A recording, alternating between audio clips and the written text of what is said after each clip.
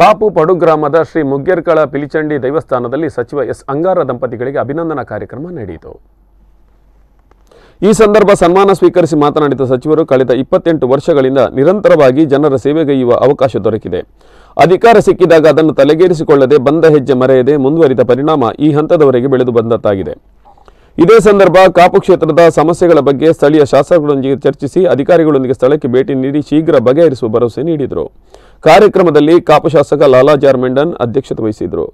ಕಾಪು ಪುರಸಭೆ ಅಧ್ಯಕ್ಷ ಅನಿಲ್ ಕುಮಾರ್, ಕಿರಣ್ ಆಳ್ವ, ಯೋಗೀಶ್ ರೈ ಮುಂತಾದವರು ಉಪಸ್ಥಿತರಿದ್ದರು.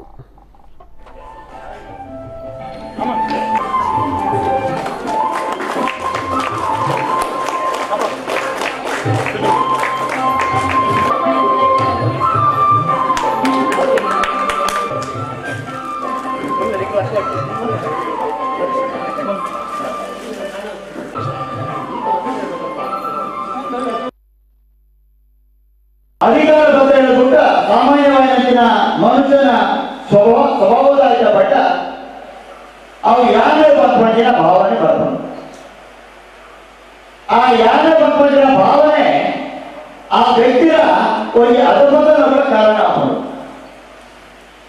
ಆ ರೀತಿಯ ಭಾವನೆ ಬರುತ್ತೆ. ಸಮಾಜದಲ್ಲಿ ಆ ರೀತಿಯ ಒಂದು ಸ್ಥಾನಮಾನ ಗೌರವ ಕೊಟ್ಟು ಬಂದಿನ ಒಂದು ಮನಸ್ಸು ನಮ್ಮ ಏರ್ಪಡಿಕೊಂಡ ಆ ಸಮಾಜ ಆ ವ್ಯಕ್ತಿನ ಒಂದು ಉನ್ನತ ಸ್ಥಾನದ ಮಟ್ಟವು ಕೊಡುವ ಕೆಲಸ ನಿರಂತರವಾದ ಕೆಲಸ ಮಾಡಿಕೊಡು.